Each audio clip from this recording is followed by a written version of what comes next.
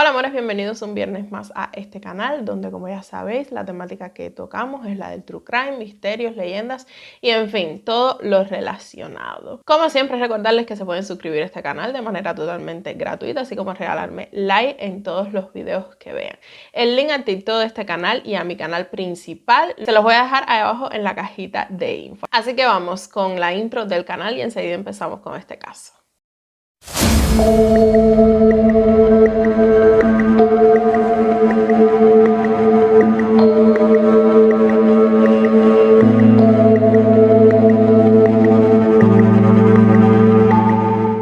Como ya vieron en el título y en la portada del video, si conocen este caso, pues bueno, ya sabrán cuál es.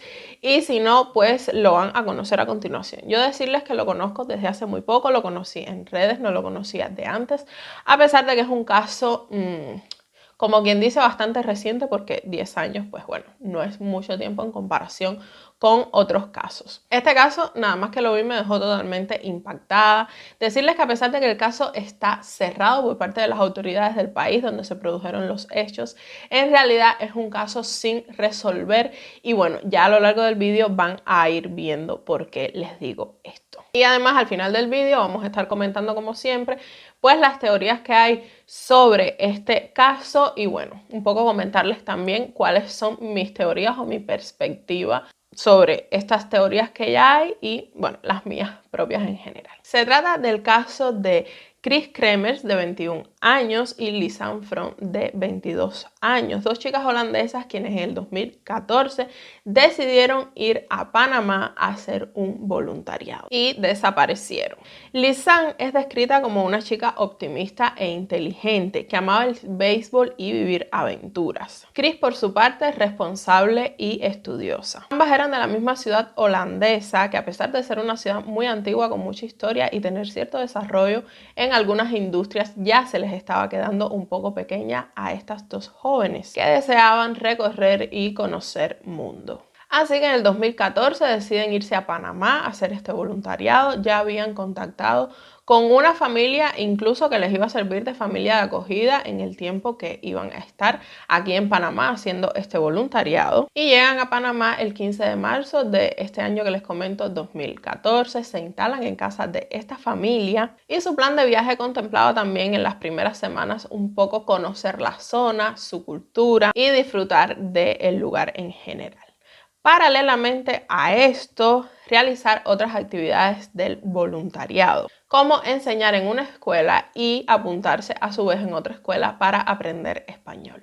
En un primer momento no las aceptan en esta escuela con la que desde Holanda ellas habían contactado para ir a hacer este voluntariado, lo cual se les hace bastante raro, sobre todo a Lisanne, quien era educadora social. Y esto más adelante se sabe a través de los diarios de las chicas que en su momento fueron investigados para sacar más pistas sobre lo ocurrido. Y esto fue lo que se encontró en el diario, ya que las chicas habían estado durante semanas en contacto con esta escuela para realizar parte del voluntariado. Pero al llegar a la escuela les dijeron que no sabían nada de ellas, que no las conocían, que no tenían ni idea de nada de este voluntariado, ni se mostraron interesados básicamente en lo que las chicas tenían que comentarle. La única solución que les dieron era pasarse en una semana para ver si se aclaraba todo este malentendido en principio.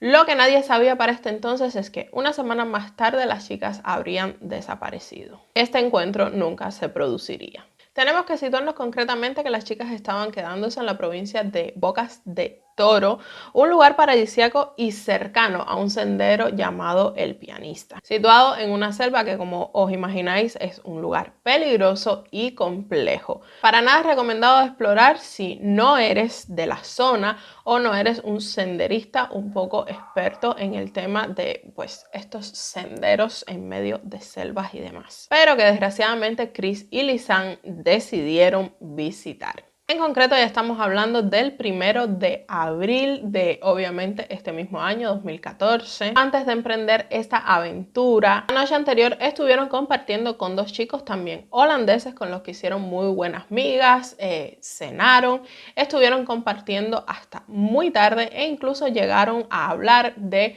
volver a quedar en otro momento para hacer más planes juntos. Estos dos chicos fueron los últimos en pasar un rato compartiendo con Lisanne y con Chris. Así que antes de que siquiera amaneciera este 1 de abril, las dos chicas emprendieron rumbo a este sendero del pianista. Hay versiones de que las chicas cogieron un taxi que las dejó en el inicio de este sendero. Pero en otras versiones ellas fueron a pie, y lo que sí se sabe a ciencia cierta es que la mascota de esta casa, de esta familia de acogida donde se estaban quedando las chicas, las acompañó por lo menos hasta el comienzo de este sendero. En concreto, la mascota era un perro. Y de aquí en adelante nadie más las vio, ya que esta noche la mascota, o sea, este perro, vuelve a dormir a su casa. Sin embargo, las chicas no vuelven junto con él. Para este entonces, la familia de acogida no se alarma, ya que en alguna noche estas dos chicas habían salido, habían regresado tarde y demás. Y pues bueno, no se extrañaron mucho de que no fueran a dormir esta noche a casa. Pero a la mañana siguiente llaman de esta escuela a la casa de acogida para preguntar por qué no habían acudido estas chicas al encuentro que ya tenían previsto para resolver el malentendido, como ya les decía, del voluntariado. Ya para este entonces a la familia de acogida le empiezan a saltar las alarmas porque era raro, como ya les digo, eran unas chicas muy responsables. Entonces ya acabaron de saltar todas las alarmas cuando también se persona en la casa de esta familia de acogida un guía que habían contratado para hacer un tour por la zona. Entonces es cuando la familia de acogida contacta con los padres de las chicas, y obviamente los padres para este entonces, cuando les dicen que sus respectivas hijas llevan una noche sin ir a dormir a la casa de acogida, ya concientizan un poco de que algo malo ha ocurrido con sus hijas. 2 días después de su desaparición se pone en marcha el primer equipo de búsqueda. Las autoridades panameñas se vuelcan enviando agentes a este sendero del pianista y alrededores en busca de alguna pista sobre Chris y Lisanne, porque para este entonces lo que sí les queda claro es que las chicas han cruzado el mirador que marca el final del trayecto de este sendero y se han adentrado selva adentro, sin evidentemente tener conocimiento sobre este terreno que, como se pueden imaginar y como sabemos todos, son terrenos bastante peligrosos. Esto se les hacía obviamente raro a sus padres y conocidos porque, como ya les digo, dos chicas muy responsables y muy inteligentes que ¿por qué se iban a ir más allá? Si ya el sendero en sí era peligroso para recorrerlo ellas solas, pues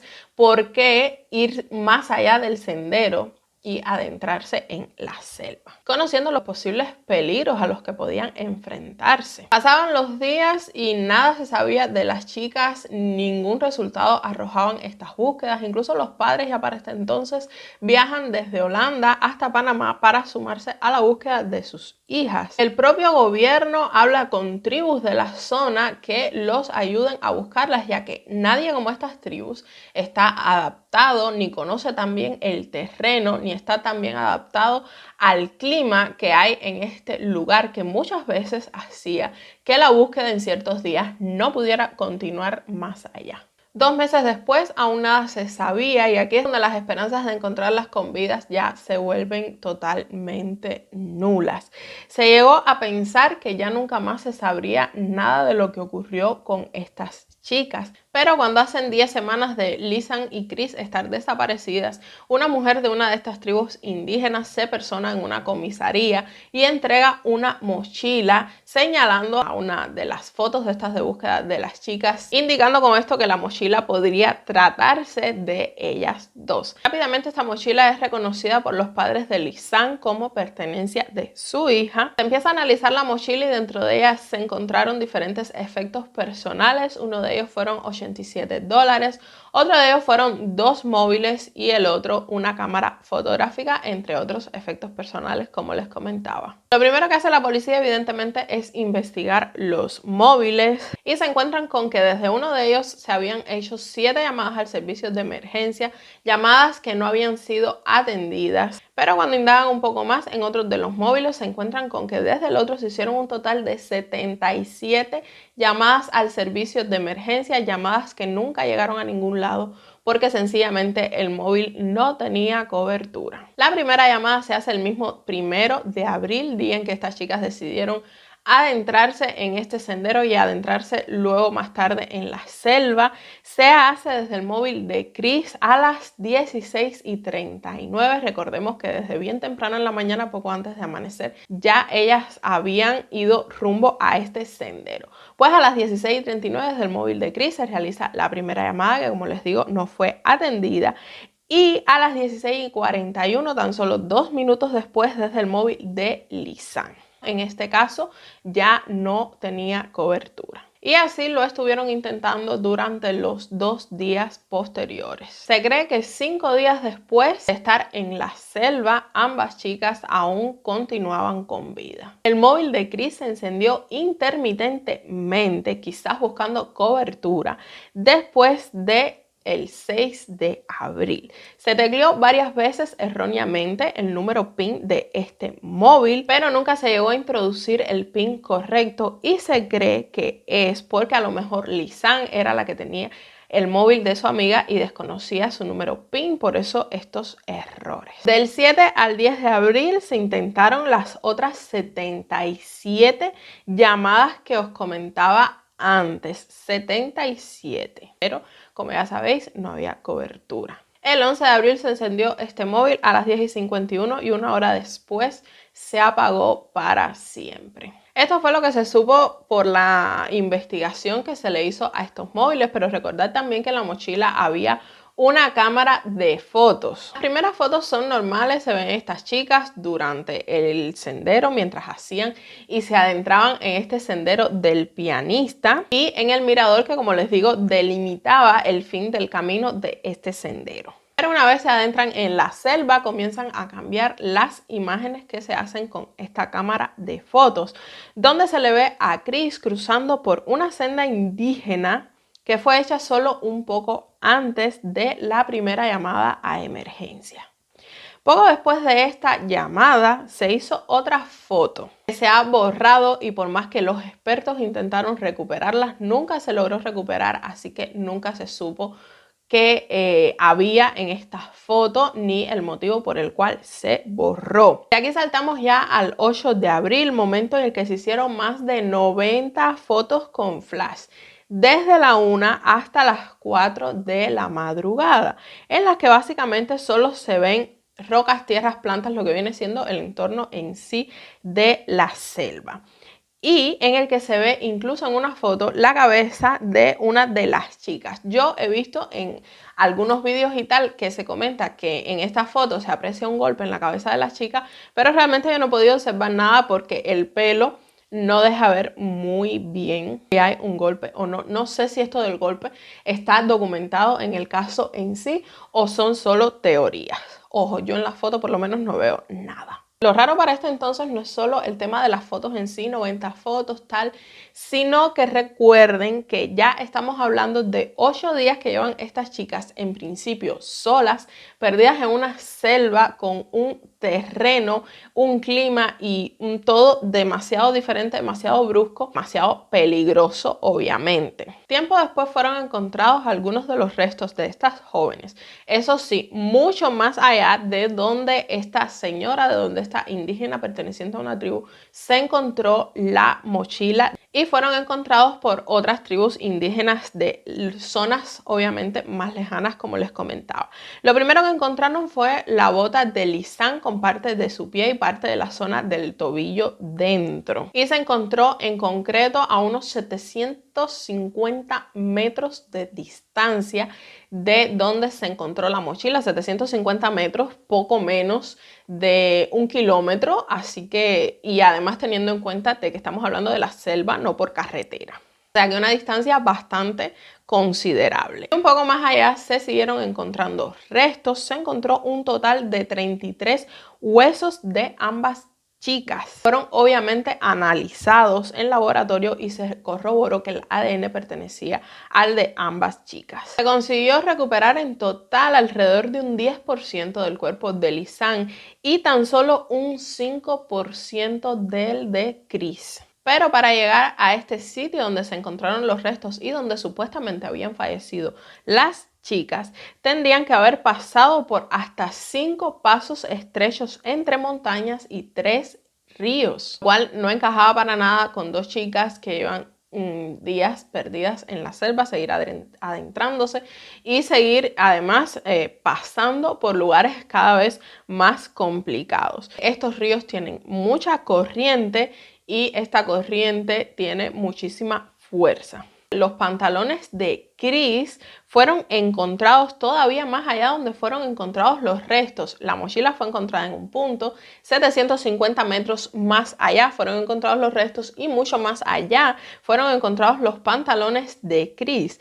Que además, si ya esto de las distancias les vuela la cabeza, lo peor de todo es que estaban colocados perfectamente doblados sobre una roca y esto obviamente no tenía ningún tipo de sentido. Ante todas estas incógnitas, la policía se niega a abrir una investigación criminal y le falta tiempo para cerrar este caso, como les comentaba al principio del video. La versión de la policía es entonces que las jóvenes intentaron cruzar por un tipo de puente que hay en algunas zonas de esta selva, que al estar hecho de cuerdas probablemente se cayeran al río y la corriente las arrastrara hasta el lugar donde se encontraron sus restos o, bueno, parte de sus restos, porque ya les digo, tan solo un 10% del cuerpo de Lisanne y tan solo un 5% del cuerpo de Chris, lo cual justifican con que finalmente al perder la vida, al ser arrastradas por la corriente de este río,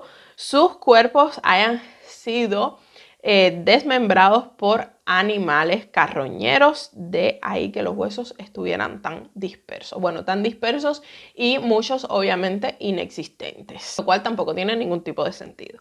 Obviamente esta teoría no le servía ni a familiares ni a personas que seguían el caso de cerca, porque este caso en su momento me imagino que tiene que haber sido lo que llamamos ahora viral, o sea que tiene que haber sido totalmente mediático, y aquí es donde surgen, como en cada caso sin resolver o en cada caso resuelto de aquella manera como este mismo, todas las teorías por parte de aficionados y expertos. Como por ejemplo que en ese sendero era imposible perderse y es imposible que las chicas por su propia voluntad, siendo unas chicas, recalco, repito y reitero, unas chicas tan inteligentes, tan preparadas y además tan responsables, hayan decidido por su propia voluntad adentrarse en la selva al ver la señalización en este mirador de que acababa el sendero. Salieron a la luz además irregularidades en la investigación policial, como que nunca se analizaron las más de 30 huellas que se encontraron en la mochila de las chicas y que las pocas huellas que se identificaron como pertenecientes a indígenas no estaban registradas. Se descubrieron también algunas negligencias, como el hecho de que la policía nunca haya relacionado la desaparición de estas chicas con alguna guerra entre pandillas, que por este momento estaba ocurriendo mucho esta guerra entre pandillas, y que no se haya relacionado con esto también era una negligencia. Y que ni siquiera se haya investigado por qué los huesos de Chris, que no se los había dicho antes, se lo digo ahora en las teorías, se encontraron totalmente limpios y blanqueados, mientras que los de Lisanne no. Tampoco se investigó la posibilidad de que hubiesen contratado algún guía. Sin embargo, la fiscalía declaró la teoría del fallecimiento tras haber sido arrastradas por el río, pese a todas estas teorías. Pero ninguna de las teorías que surgieron a partir de este caso explican realmente un 100% de lo ocurrido. Una de estas teorías es que una de las dos chicas resultó herida y la que resultó ilesa se adentró en la selva hasta perderse y hasta que ambas finalmente fallecieran de hambre o fueron víctimas de algún animal. Otra teoría es que las dos resultaran heridas a la vez, pero tuviesen el mismo final, lo cual sigue sin explicar el blanqueamiento de los huesos, por ejemplo, y cosas que solo pueden ser explicadas si hubiera habido una tercera persona implicada o una tercera persona ahí junto con ellas. Se cree en otra teoría que puede tratarse de una tribu indígena que practiquen canibalismo. Esta teoría no está comprobada porque son sencillamente leyendas de la zona, que se cree que existe un tipo de tribu indígena que practica el canibalismo, pero a pesar de que existe esta creencia férrea en esta provincia no está comprobado al 100% de que sí exista. Sin embargo, otra de las teorías arroja a la posibilidad de que sí que exista y de que estas chicas se hayan encontrado con ellos. Esto explicaría el hecho de que no haya aparecido el 100% de los restos. Por último, la teoría más popular es la de que un guía o taxista las haya persuadido para adentrarse en la selva, donde terminaron perdiéndose y falleciendo al cabo de los días. O que se hayan adentrado con esta misma persona, este mismo guía, este mismo taxista que las haya persuadido para adentrarse y una vez allí un poco bastante indefensas haya ocurrido algún tipo de abuso hacia ellas, lo cual explicaría lo de los pantalones doblados y colocados lejos de los restos. Aunque los padres llevan años pidiendo que se siga investigando más profundamente lo ocurrido con sus hijas, el caso tristemente, como les comentaba al principio del vídeo, está cerrado y no está previsto que vuelva a ser abierto por las autoridades de Panamá. Sobre este caso se han hecho incluso libros donde se exponen más teorías, se ha viralizado en redes, como les digo, yo lo conocí por TikTok y se especula que en algún momento se pueda realizar una película con este caso donde probablemente se desaten aún más teorías sobre el mismo. Hasta aquí hemos hablado sobre las teorías que existen. Ninguna explica el 100% de lo ocurrido o de lo que se piensa que puede haber ocurrido según lo que se ha encontrado. Yo esta teoría de que haya habido una tercera persona no la descarto 100%, pero hay cosas que no me encajan. Porque estamos hablando de que han sido persuadidas para adentrarse. Para ser persuadidas para adentrarse, no lo creo. Hay que haberlas obligado a adentrarse en la selva. Esto de ser persuadidas lo descarto por completo porque una vez más caemos en el hecho de que eran dos chicas muy inteligentes y responsables y que por mucho que las persuadan, pues no. Que las hayan obligado a adentrarse en la selva una vez pasado el mirador, pues sí. Que haya habido un abuso, pues a lo mejor también. Pero lo que no me encaja en este punto es el hecho de las llamadas, de las fotos, no sé. Yo pienso que si alguna persona las haya obligado a entrar aquí y tal, lo primero que hubiera hecho fuera quitarle sus pertenencias. O no, a lo mejor porque en definitiva los móviles no iban a tener cobertura, la cámara no les supone ningún problema. Pero el hecho también de que a lo mejor hayan dejado los $87, no lo sé. A mí esta teoría para mí tiene bastantes lagunas. Yo pienso que no se hubiese arriesgado esta persona si quería abusar de ellas y demás en dejar sus pertenencias, en dejarle sus móviles. No lo creo. Esta teoría no me encaja mucho, aunque sea la más popular. Yo, este aspecto en este caso, me inclino más, aunque se diga que es una leyenda, que no está comprobado, me inclino más por la teoría de que haya sido una tribu que practique el canibalismo. ¿Por qué razón? Ubíquense, están al final de este sendero, que no me encaja porque estas tribus suelen estar un poco más adentro de la selva. Pues ya deciden arriesgarse, pasar este límite de sendero, adentrarse en la selva, se ven perdidas o algo vieron que le llamó la atención y se adentraron, o en este punto del mirador, por lo que sea, se encontraron con alguien de esta tribu y pues nada, ya se ven obligadas a adentrarse en la selva. ¿Qué es lo que otra vez no me encaja aquí? Pues el hecho de que estamos hablando de que hasta 8 días después de haber desaparecido seguían con vida porque se seguían realizando o bien fotos o bien llamadas al servicio de emergencia. Entonces no me encaja que esta tribu se las encuentre y estén tantos días con vida si finalmente es una tribu caníbal. Y otra teoría de que una de las dos se lesionara, de que la que resultó ilesa, o sea, de entrar en la selva, pues tampoco lo veo, a no ser que se haya lesionado una de las dos una vez habiéndose adentrado las dos en la selva. Pero si están en el sendero, donde además los expertos dicen que es imposible perderse, pues por lo que sea, a lo mejor el sendero está totalmente pues señalizado o lo que sea. ¿Por qué razón? Si una de las dos resulta herida, la ilesa se va a adentrar en la selva, debes de regresar por este sendero a pedir ayuda. Tampoco me encaja mucho. ¿Por qué separarse cuando es mejor permanecer unidas? La única explicación sería buscar ayuda y es lo que les comentaba. en cualquier caso, si hubiese regresado por el mismo sendero, a no ser que cuando una haya resultado herida, ya se encontraran dentro de la selva, se hayan separado por lo que sea, pero la teoría de que se hayan separado tampoco me encaja, porque una vez más vemos que los restos que se encontraron de ambas chicas estaban juntos. Lo único que no encajaba era la mochila estaba por un sitio, los restos por otro, y los pantalones de Chris se encontraban aún más allá. No sé, dentro de las teorías, pues lo que les digo, ninguna resuelve el 100%, ni siquiera que yo me inclino más por el tema de la tribu caníbal, pero es que tampoco resuelve el 100% de las incógnitas. El hecho de que no se hayan encontrado todos los restos, el hecho de que los pantalones por un sitio ya esto no encaja, la mochila por el otro.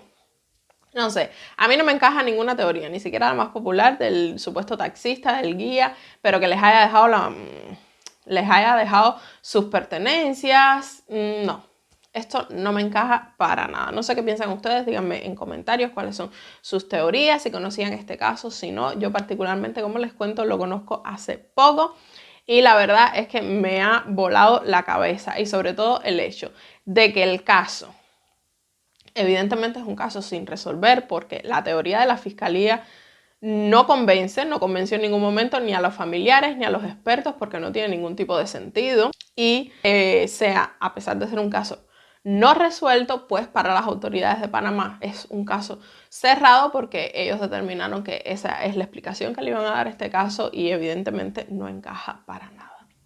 Como siempre, pueden seguirme en el TikTok asociado a este canal, el link aquí abajo en la cajita de info. Si les interesa otros temas más de la vida cotidiana, pueden ir a seguirme a mi canal principal, el link también en la cajita de info. Darme like, suscribirse a este canal, que es totalmente gratuito. Y nos vemos el próximo viernes, como siempre, con un suceso real.